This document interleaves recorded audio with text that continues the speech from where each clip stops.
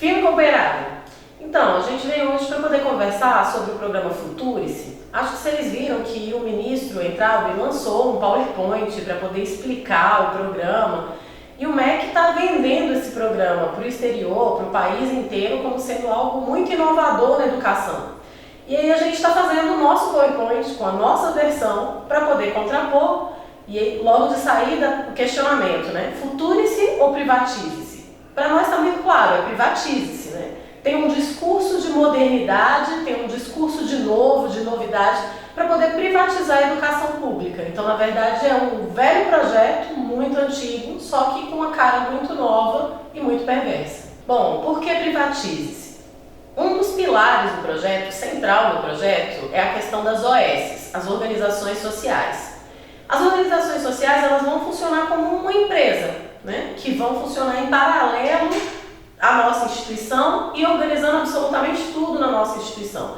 Então ela trabalha no campo pedagógico, no campo administrativo, ela vai gerir as instituições e ela atua no campo financeiro. Toda a parte de recurso das instituições passa também por SOS, ou seja, absolutamente tudo, né? A gestão de pessoal, a gestão patrimonial, a gestão financeira e a gestão político-pedagógica. Um outro eixo que o projeto tem é a questão do empreendedorismo, né? Então, a relação com o mercado fica muito explícita, né? A subordinação ao mercado fica muito explícita, e aí a gente tem não o fim da atividade pública, mas um público completamente controlado e subordinado pelo mercado. A gente vai conversar sobre os riscos e sobre os problemas de fazer isso na área da educação. Bom, e qual é o problema da organização social e como ela vai gerir os recursos? Então, a gente já viu as organizações sociais entrando no Brasil na década de 90. O estado de Goiás, inclusive, foi um dos precursores de organizações sociais na educação, na saúde,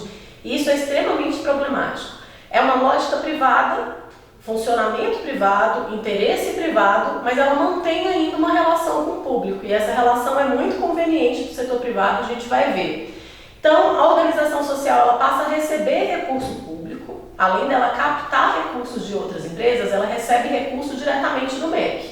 Isso o ministro deixou muito claro ali no PowerPoint que ele fez.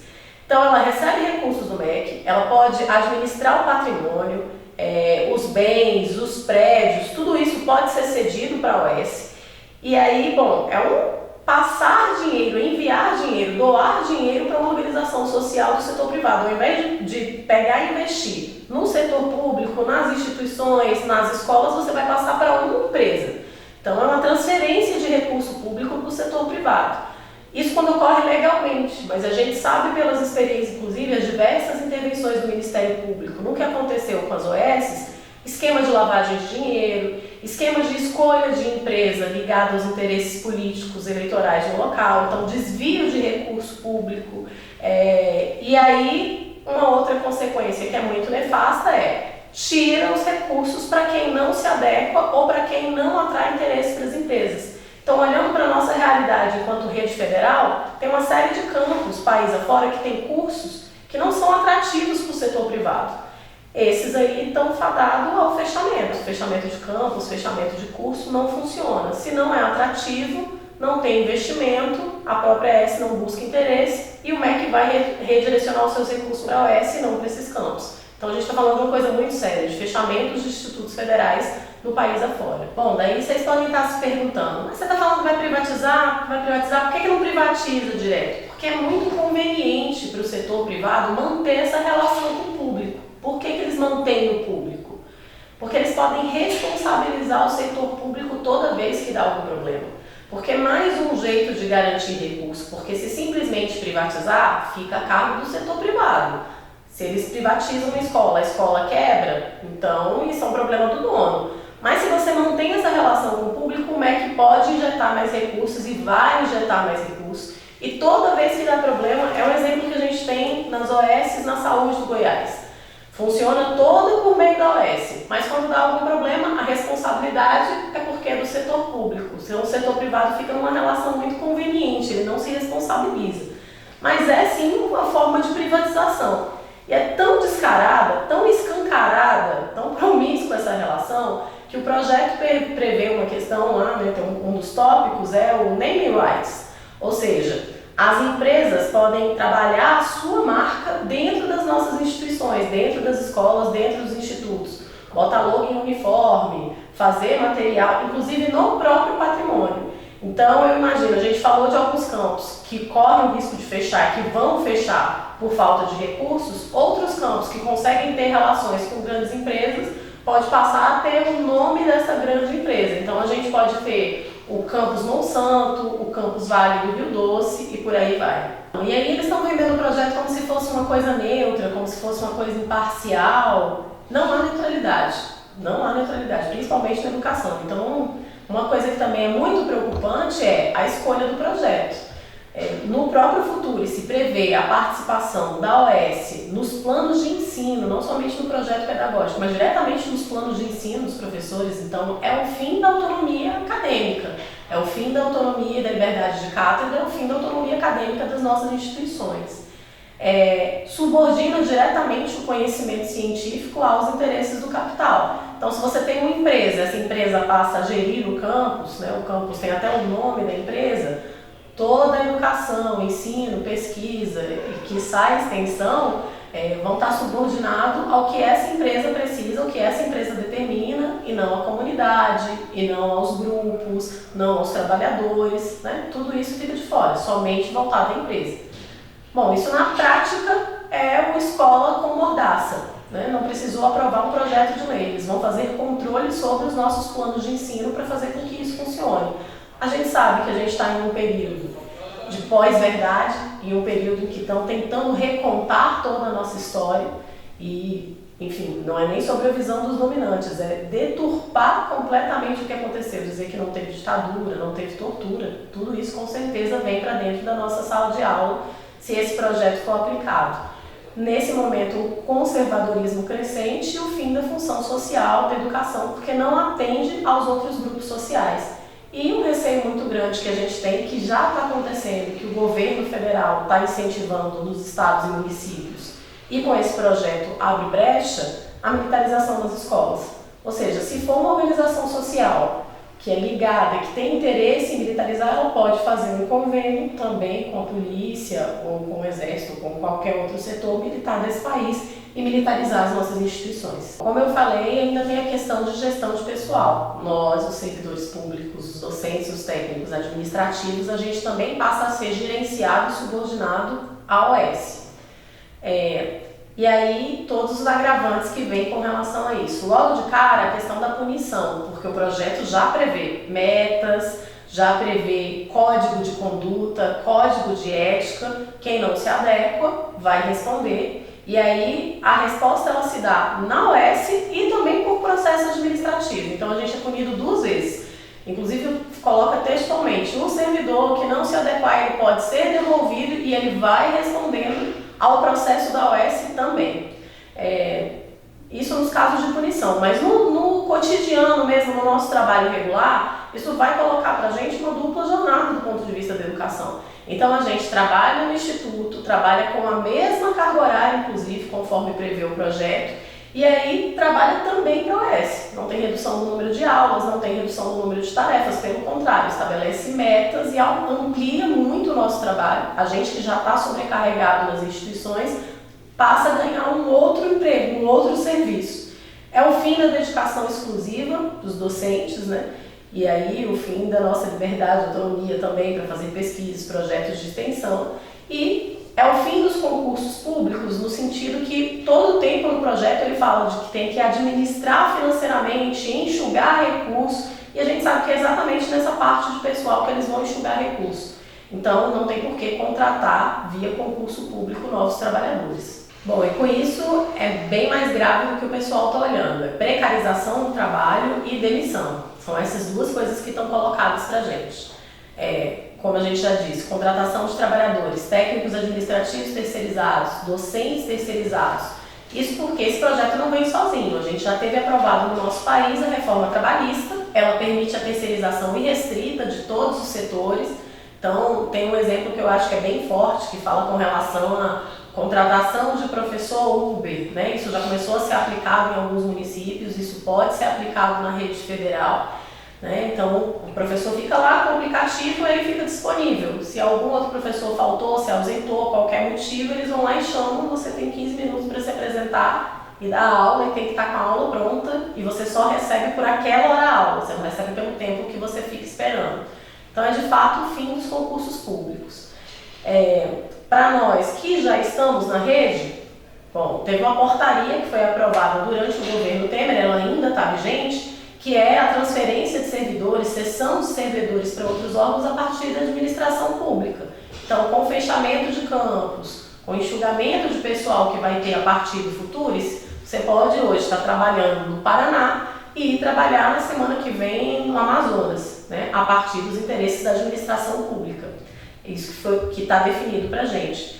E, por fim, a ameaça concreta, que é da demissão. Então, já tem tramitado o projeto de lei de fim de estabilidade do servidor público. O governo Bolsonaro é um governo que coloca servidor público, e principalmente trabalhador da educação, da nossa área de educação, como sendo um vilão da história. Então, tem chance, inclusive, de ter uma aceitação social muito grande esse projeto e está encaminhando. Então, demissão que está colocado para a gente também com o Futuris. E aí a cobrança de mensalidade. Quando a gente fala que é para privatizar, de fato, é para privatizar o setor privado do pé à ponta. O projeto ele já fala de forma explícita de cobrança de mensalidade para pós-graduação. Está lá escrito. E isso a gente sabe que é porta de entrada para poder cobrar mensalidade em todas as outras áreas, né? Para o ensino médio, para a graduação. E o próprio projeto também coloca textualmente outras fontes de financiamento, ou seja, quando ele fala vai ser só a pós-graduação, não tem nenhuma vedação para que seja só na pós-graduação.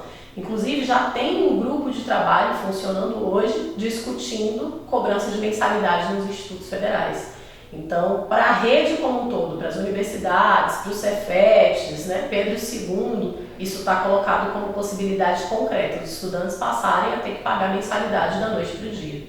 Bom, e aí quando a gente falou, a lógica do empreendedorismo, ela está colocada também em todo o projeto. Empreender na educação é uma coisa muito complicada, né? Ela não pode estar subordinada aos interesses privados, aos interesses de uma empresa exclusivamente, senão ela perde sua função social, ela perde discussão com os outros setores da sociedade. E aí no projeto ele coloca os termos: a UES vai dar apoio, vai ter participação. Na verdade, como assim participação e apoio se você gere por completo? Se você participa do começo da gestão financeira, de pessoal, de tudo isso. Então não é apoio. Ela que passa a ser a responsável, tudo passa por meio da OS. E sem esquecer da questão da governança, que também é outra questão que está colocada no ponto quando ele apresenta o empreendedorismo, ou seja, a partir dos interesses do governo, a partir dos interesses de um governo fascista, que é o que a gente está vivendo hoje. Bom, e aí um dos eixos também é a questão da pesquisa, né? Coloca pesquisa e avanço, na verdade é pesquisa e retrocesso, a mentira por trás da inovação. O projeto fala poucas vezes em extensão, ele até usa a palavra extensão, mas a gente vê que já tem um prejuízo do tripé da educação, ensino, pesquisa e extensão, porque o recorte já vai deixando a extensão muito de lado. E no campo da pesquisa, que ele dá uma ênfase, de novo, a pesquisa subordinada aos interesses do mercado. Então é o fim das pesquisas sociais, é o fim de pesquisa para ajudar na resolução de problemas sociais, que é um dos aspectos básicos que a gente coloca na pesquisa, e é o fim também da pesquisa crítica. Então lembra quando a gente fala do campus Vale, campus Monsanto, campus Usiminas? Pois é, se a gente pega a Vale, por exemplo, que cometeu uma série de crimes ambientais, que tem todos aqueles desdobramentos das ações da Vale, as pesquisas que apontam com criticidade para isso, as pesquisas que mostram esses problemas, que escancaram esses problemas, todas elas deixam de existir. E aí tem uma contradição com o discurso liberal e desobriga as empresas a investir nas suas próprias pesquisas. Então é bem fácil falar que o mercado se resolve, o mercado funciona muito bem, a campanha do Bolsonaro, o Paulo Guedes é isso o tempo inteiro. Mas a empresa, ela tem o interesse de desenvolver determinado setor, ela tem o interesse de desenvolver um aplicativo, vamos supor. Ela não precisa mais ela investir para poder desenvolver, ela vai lá e paga para que a educação pública faça isso.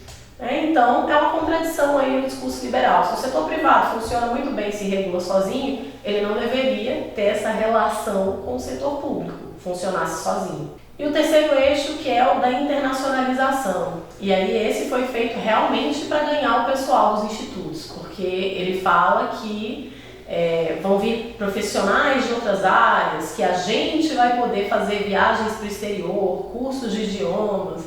Então, também tem uma pegadinha por trás disso. É uma lógica submissa e uma lógica subordinada por trás da internacionalização. Então, segue a mesma lógica do governo como um todo, né? O governo faz acordos comerciais com grandes potências, nas quais o Brasil sai perdendo, sai na condição de rebaixado. É assim que tem funcionado, é isso que ele está colocando também para as nossas instituições.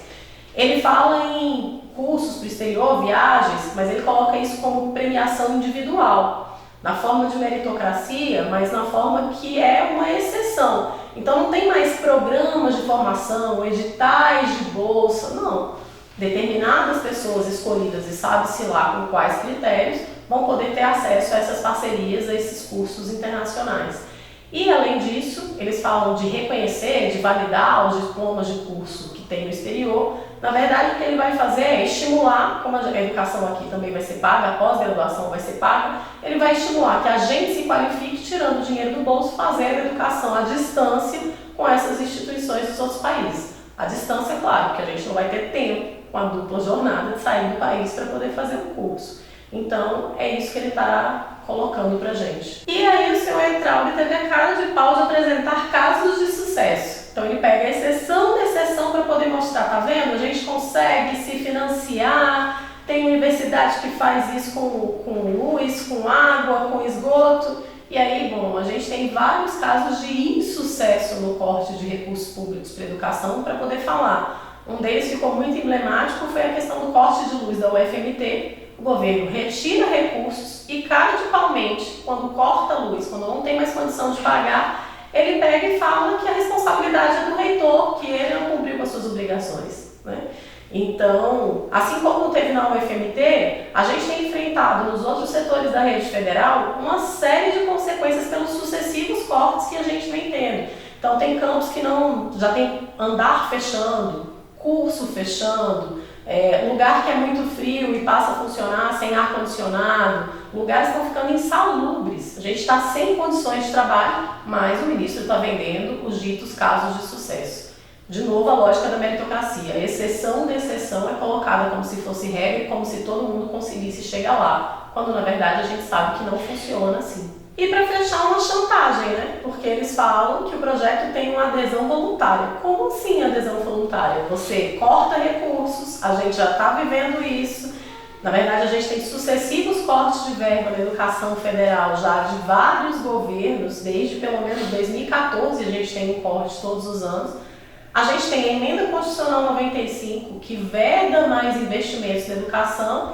Então ele vai estrangulando, deixando completamente sem dinheiro. A opção é ou você não funciona ou você vai para o Futurice. Mas eles estão vendendo como se fosse uma adesão voluntária. Na verdade é novamente uma chantagem que o governo está colocando para as instituições. Bom, por todas essas razões a gente reafirma. Não é Futurice, é privatize-se, é passade-se, é foda-se. É exatamente tudo isso que a gente tem usado nos memes, nas redes sociais.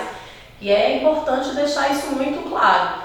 E aí o governo tenta dizer que é algo muito novo e muito moderno. Bom, para a gente ver como não é algo novo e moderno, vem um poema aí do Bertolt Brecht, né, do século passado, que fica muito atual a partir desse projeto, que é Privatizado, o nome do poema. Privatizaram a sua vida, o seu trabalho, a sua hora de amar, o seu direito de pensar.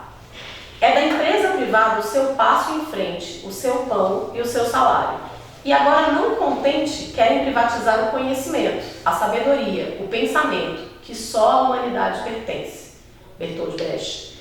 Bom, para não deixar que a gente tenha o nosso pensamento, todo o nosso ser completamente controlado pelo setor privado, é que a gente precisa lutar e fortalecer todas as lutas que estão acontecendo em defesa da educação nesse período e combater esse projeto, dizer não ao Futurice. Eu sou a Camila Marques, sou coordenadora geral aqui do Sinasef Nacional e a gente vai seguir firmes na luta em defesa da educação pública.